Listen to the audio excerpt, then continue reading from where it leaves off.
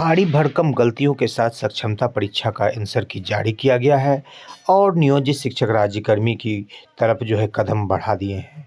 ऐच्छिक स्थानांतरण की बात चल रही है।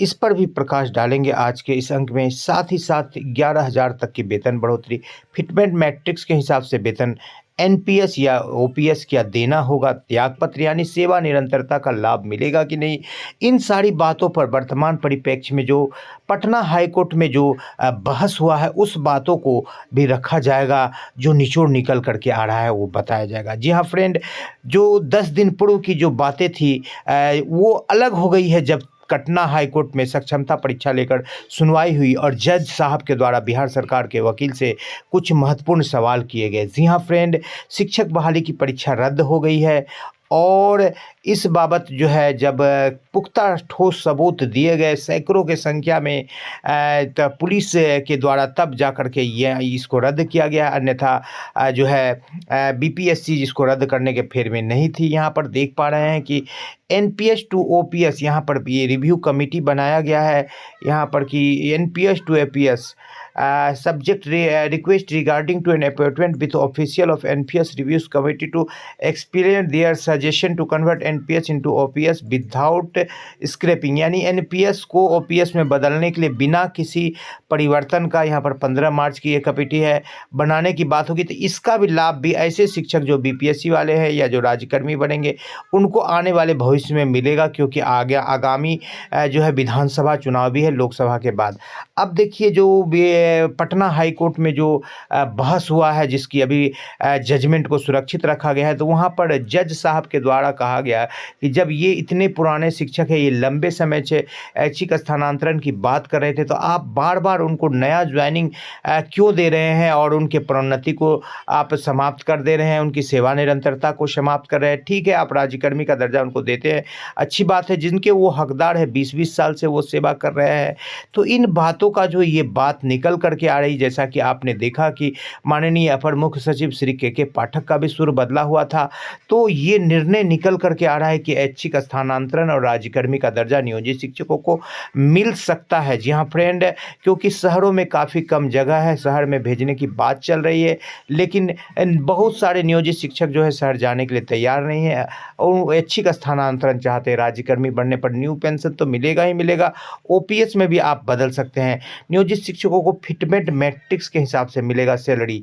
ये बातें पटना हाईकोर्ट के जज के द्वारा कहा गया कि उनको जब वेतन देना है तो आप उनकी पुरानी सेवा को रखते हुए दीजिए। इस हिसाब से यदि वेतन दिया जाता है तो यहाँ पर देख पा रहे हैं कि 1 to 5 के शिक्षकों को 30,750 का सैलरी बनेगा और उनका 14,000 डी यहाँ पर ये लगा करके उनको लगभग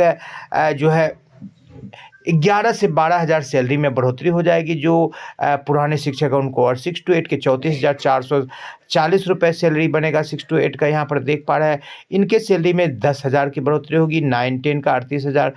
लेकिन सरकार अभी फिटमेंट मैट्रिक्स के हिसाब से जो वेतन देना चाहती है, सिर्फ पे मैट्रिक्स का लाभ दे रही है और सेवा निरंतरता का लाभ नहीं दे रही। इसको नियमावली में आपको दिखाएंगे।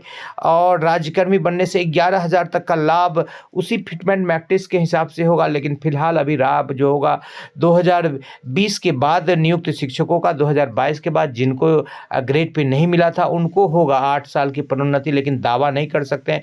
यहाँ पर भी सरकार ने अपने पाले में गेंद को रखा है और देखने वाली बात यह होगी कि अब तो सक्षमता परीक्षा समाप्त हो गई। कोर्ट का क्या कुछ जजमेंट आता है सक्षमता परीक्षा को लेकर, जिसमें कि नियोजित शिक्षक की प्रोन्नति और सेवा निरंतरता पर भी बात चली थी, ऐच्छिक स्थानांतरण पर भी बात चली थी। 24 अगस्त को हो सकती है तीसरे चरण की शिक्षक भर्ती परीक्षा। जी हाँ फ्रेंड, 24 अगस्त को हो सकती है तीसरे चरण की शिक्षक भर्ती परीक्षा और इस बाबत एक बड़ा खुलासा हुआ है। और दावे के साथ यहाँ अमित विक्रम टीटी शिक्षक संघ के अध्यक्ष है, ये कहते हैं कि टीआरई 1 और टीआरई 2 में भी खेला हुआ है, लेकिन सारा सेटिंग यूपी में हुआ है, जिस वजह से बिहार के किसी को भी भनक तक नहीं लगी और सारे यूपी के अभ्यर्थी जनरल सीट में भर गए। इस बात को द स्मार्ट ज्ञान अड्डा भी बार बार उठाती रही है। विशाल चौरसिया तो बस एक मोहरा है, असली खिलाड़ी यूपी गैंग है। जी हाँ फ्रेंड, यूपी गैंग भी असली खिलाड़ी नहीं है, असली खिलाड़ी तो बीपीएससी है, क्योंकि बीपीएससी से क्वेश्चन लीक हो रहा है। तो सबसे पहले बीपीएससी पर कार्रवाई करनी चाहिए। मोहरा पर कार्रवाई करने से क्या होगा, जड़ को काटना चाहिए। जब तक बीपीएससी अपने कार्यशैली में कोई दिक्कत नहीं करेगी, कमी नहीं करेगी, तो ये कहाँ से लीक आउट होगा। तो इस बात को भी देखना चाहिए। टीआरई 3 को बंद कर दिया गया। यहाँ पर आप देखिए कि विशिष्ट शिक्षक नियमावली में उन्हें प्रदान करने के लिए पूर्ण वेतन संरक्षण का लाभ मिलेगा। इस नियमावली का वेतन फिटमेंट मैट्रिक्स के अनुसार देय होगा। अन्य भत्तों राज्य की प्रचलित दरों के अनुसार महंगाई भत्ता, मकान किराया भत्ता, चिकित्सा और शहरी आवास भत्ता, एक नया भत्ता मिलेगा। शहर में आपकी पोस्टिंग होगी तो शहरी आवास भत्ता, जो कि फिलहाल 2190 रुपये मिल रही है, और 25% आने वाले भविष्य में उसमें बढ़ोतरी की जाएगी। बढ़ोतरी तो एचआरए में भी होगा, लेकिन विशिष्ट शिक्षक नियमावली के तहत उन्हें प्रदान किए गए पूर्ण वेतन संरक्षण। तो ये जो आगे में वेतन संरक्षण दिया गया है, सरकार सिर्फ वेतन संरक्षण का लाभ देना चाहती है, और अपना जो ये फिटमेंट मैट्रिक्स बनाया हुआ है 25,000 28,000 उसके हिसाब से वो वेतन देना चाहती है। फिलहाल जो समस्थानिक इंडेक्स है उसके हिसाब से देगी। तो जो आपको आगे दिखाया गया था उस बाबत आपको मिलेगा। जो काउंसलिंग का वायरल पत्र जारी हुआ है उसमें जो है सबसे बड़ी बात निकल करके आ रही, उसमें ये बताया गया है कि आपको योगदान तब स्वीकृत होगा जबकि आप त्याग पत्र देंगे। तो त्याग पत्र देने के बाद जो है आपका सेवा समाप्त हो जाएगा और नया सेवा शुरू होगा। तो इसमें बहुत सारे नियोजित शिक्षक जो है इस पर जो है ज्वाइनिंग नहीं लेंगे, क्योंकि उनको प्रोन्नति जब मिलेगा तो उनको काफ़ी कुछ लाभ मिलेगा, और एनपीएस फिलहाल मिल रहा है, ओपीएस तो मिल नहीं रहा है। तो ईपीएफ में ही 1 लाख से प्लस उनका जमा हो गया है। तो एनपीएस में भी अभी जो शिक्षक रिटायर्ड हुए हैं 4450 रुपये उनको मिल रहा है मंथली, तो कोई ज़्यादा कुछ मिल नहीं रहा है। तो ये सारी बातें अभी निकल करके आ रही है, ये जो काउंसलिंग का पत्र जारी किया गया है इससे। लेकिन अभी तक इस पत्र को बिल्कुल कहीं कोई ऑथेंटिक नहीं माना जा सकता है, क्योंकि इस पत्र का ना तो कोई ज्ञापांक है, ना तो कोई पत्रांक है। हाँ, लेकिन यदि ये पत्र कहीं ना कहीं से यदि ऑफिशियल वेबसाइट से या ऑफिस से, कार्यालय से कहीं से निकला है, जिस पर कि अभी सक्षम पदाधिकारी का साइन मोहर नहीं हुआ है, तो ये पत्र नियोजित शिक्षकों के लिए एक खतरे की घंटी है कि उनको अपने नियोजन इकाई से त्याग पत्र देके जाना होगा।